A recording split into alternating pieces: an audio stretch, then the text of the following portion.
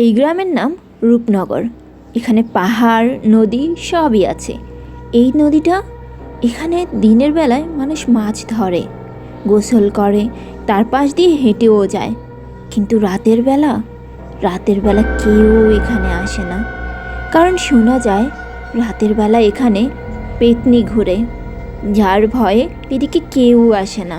তবে এই গ্রামে কিছুদিন পর পর কোনো না কোনো ঘটনা ঘটতেই থাকে। একদিন বিকেলবেলা শহর থেকে গ্রামে আসা আবির তার মামার সাথে বসে গল্প করছিল। তখন মামা বলল, শোনো ভাগ্নে, সন্ধ্যার পর এই গ্রামে বের হবে না। কেন মামা, কি হয়েছে? এতদিন পর গ্রামে এলাম, গ্রামটা একটু ঘুরে দেখবো। আর সন্ধ্যার পরে গ্রাম তো আমার বেশ ভালোই লাগে, আমি একটু ঘুরে দেখবো মামা। না ভাগ্নে, তোমাদের বাড়ির পাশে যে নদীটা দেখতে পাচ্ছ, এই নদীটা ভালো না। শোনা যায় রাতের বেলা সেখানে পেতনি ঘুরে বেড়ায়। এই তো গত মাসে আলেয়ার মেয়ে টুনিও ওখান থেকেই নিখোঁজ হলো। কি যে বলো মামা, এই যুগে এসেও তোমরা ভূত পেতনি এগুলো বিশ্বাস করো? আমার এগুলা বিশ্বাস হয় না। এই আলো ঝলমলে এলাকায় কিসের ভূত পেতনি থাকবে বলো তো? এই কথা বলে আবির সেখান থেকে উঠে দাঁড়ালো। আবিরের মামা চলে যাওয়ার আগে তাকে বলে গেল, ভাগ্নে, তুমি বিশ্বাস করো আর নাই করো, এই গ্রামের মানুষ বিশ্বাস করে সন্ধ্যার পর ওই নদীর ধারে একেবারেই যেও না। মামা এটা কি বলে গেল? এই সময় ওইসব মামারা ভূত পেতনি বিশ্বাস করে? না, এগুলা কিছু থাকতেই পারে না। গ্রামের মানুষজন দেখছি এখনো কুসংস্কারেই ডুবে আছে। বিকেল গড়িয়ে সন্ধ্যা পার হয়ে রাত হয়ে গেল। আকাশে পূর্ণিমার চাঁদ উঠেছে আর নদীর পানিগুলো চাঁদের আলোয় ঝলমল করছে। আর এই দৃশ্য আবির একেবারেই এড়িয়ে যেতে পারেনি। সে নদীর ধারে এসে বসে এই দৃশ্য দেখছিল। হঠাৎ করে সে দেখতে পেল একটা মেয়ে নদীর ওপারে ঘাটের পাশে বসেছিল। সে আনমনে কি যেন ভাবছে আর পানির দিকে তাকিয়ে আছে। আবির উঠে দাঁড়িয়ে এদিক ওদিক কাউকে খুঁজছে।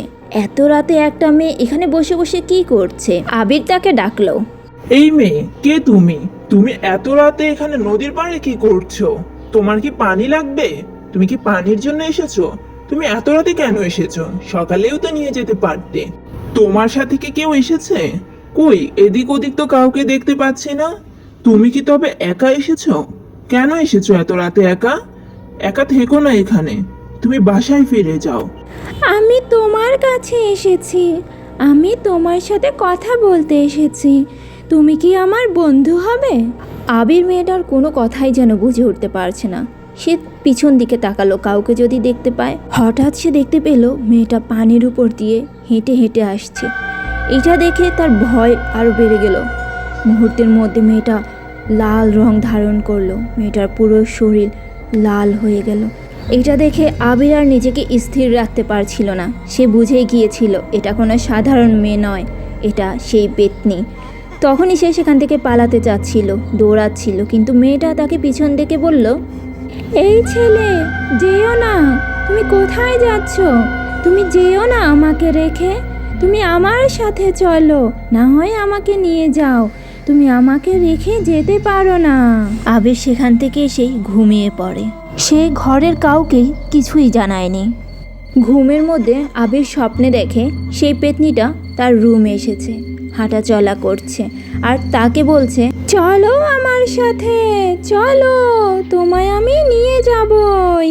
আবির যতই বলছিল আমি যাব না, পেতনি ততই বলছিল, তোমাকে যেতেই হবে, তোমাকে আমি নিয়ে যাবই। আবির চিৎকার দিয়ে উঠে বসে। সে বুঝতে পারছিল সে স্বপ্নে দেখছে। সে খুব ভয় পেয়ে যায়। তার চিৎকারে তার মা আর ভাই পাশের রুম থেকে চলে আসে। মা জিজ্ঞাসা করলো, কি রে খোকা, তুই চিৎকার দিলি কেন, কি হয়েছে?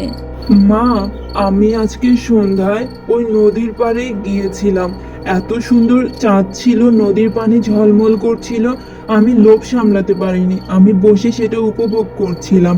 আর আমি তো ভূত পেতনিগুলো বিশ্বাস করি না। মামা আমায় বলেছিল সেখানে না যেতে, কিন্তু আমি গিয়েছিলাম আর আমি সেখানে সেই পেতনিটাকে দেখতে পাই মা। আমি দৌড়ে চলে আসা, সে আমার পিছন পিছন এসেছিল মা। কি বলছিস খোকা? তুই ওখানে কেন গেলি? তুই জানিস না ওই জায়গাটা ভালো না? সন্ধ্যার পর ওই নদীর পাড়ে কেউ যায় না। এই গ্রামের মানুষজন সন্ধ্যা হতে হতে দরজা বন্ধ করে দেয়। তুই ওখানে কেন গেলি? তবে ভয় পাস না, ওই পেতনি এখানে আসতে পারবে না। আমি ঘুমাতে পারছি না মা, ঘুমালেই দেখছি পেতনিটা আমার রুমে ঘোরাফেরা করছে, আমাকে নিয়ে যেতে চাইছে, আমাকে হাত ধরে টেনে নিয়ে যাচ্ছে। ভয় পাস না খোকা, ওই দিকে আসতে পারবে না। ওই নদী এরিয়া ছেড়ে ও কোনো দিকেই যেতে পারে না, ও সেখানেই বন্দী।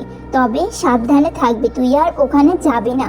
সন্ধ্যার পর ওখানে যাওয়া একদম নিষেধ, এই গ্রামের কেউ যায় না। আজকে যা ঘটেছে, যা তুই দেখেছিস সব ভুলে যা, মাথা থেকে সব ঝেড়ে ফেল, কিছুই আর মাথায় রাখবি না। ভালো একটা ঘুম দে, দেখবি সকাল হলে সব ভুলে যাবি। পরদিন সকাল হলো, দুপুর পার হলো, বিকেল গড়িয়ে সন্ধ্যা পার হয়ে রাতও হলো।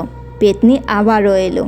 সে এসেছে আবারও আজ আবিরের খোঁজে, কারণ তার আবিরকে ভালো লেগেছে। আবিরকে সে বন্ধু হিসেবে পেতে চায়।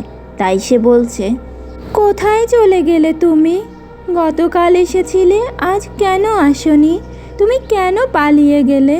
তোমাকে যে আমার চাই, তোমায় যে আমার ভালো লেগেছে, তুমি যে আমার বন্ধু, তুমি কেন চলে গেলে?